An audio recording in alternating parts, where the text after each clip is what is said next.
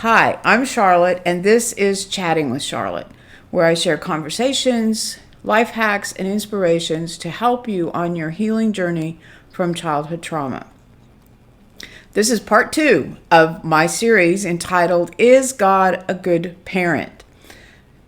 The first segment was what makes someone a good parent. If you haven't watched it, the link's right there, so give it a look.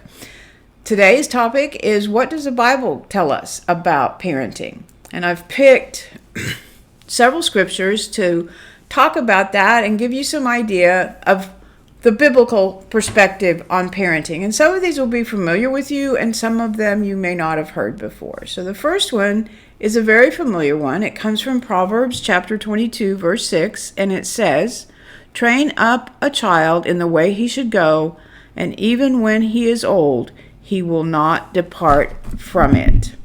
Now, this proverb does not take away the child's freedom to choose, but what it does is let us know that from God's perspective, a child needs guidance and should be taught the way he should go.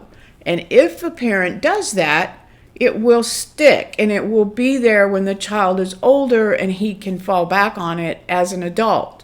It doesn't mean that at some point a child won't drift away, but if he has that firm foundation, he will most likely come back. The second scripture is Ephesians chapter 6, verse 4, and it reads, "Fathers, do not provoke your children to anger, but bring them up in the discipline and instruction of the Lord." And then Paul also in Colossians says something similar. In Colossians chapter 3, verse 21, he says, "Fathers, do not provoke your children, lest they become discouraged." And so in these two scriptures, Paul is saying a couple of things. He's basically saying, don't be a tyrant with your children. Don't be barking orders at them all the time.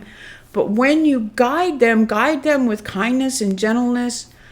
Teach them and help them to learn the way they should go, following what Solomon said.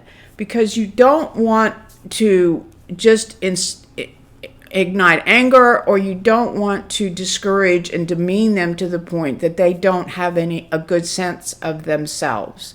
So that's those two scriptures.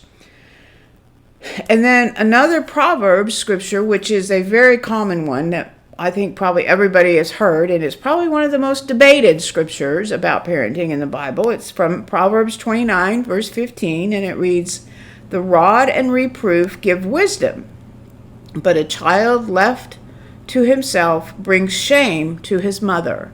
So Solomon in this scripture is counseling parents to discipline their children and to guide them and teach them. But he's not promoting abuse, or either emotional abuse or physical abuse. He's saying that children need guidance, that they can't be left to their own ways. And if they do, then they're going to embarrass the parent at some point. I mean, kids do that anyway, a lot of times, but it's more likely to happen if the parent absolutely has no control and doesn't pay any attention to what the child's doing and doesn't give them any guidance. But they will grow wisdom and they will have self-control if they're disciplined and if they are guided. And so those are kind of a good smattering of scriptures that have to do with parenting. But I want to close with one that I really like in terms of it showing us our position as children and how God sees children. And it comes from Psalms. It's Psalms 127, verse 3. And it says, it describes children as a heritage from the Lord, the fruit of the womb, and a reward. Now, sometimes kids don't seem like a reward, but most parents will move heaven and earth to protect their children. Now, for those of us who were abused and experienced trauma of any kind as a child, it's kind of a difficult topic or concept for us to accept. And that's why next time I'm going to talk about how God follows his own advice on parental guidance. And so that will be the topic on Friday. And I want to close with this statement. Klein and Fay, who wrote Love and Logic, provide an answer to God's perspective about choice and why things happen. And they say, God gave all humans, his supreme creation, considerable freedom. And that includes the opportunity to goof up. And don't we do that? We really do goof up, don't we?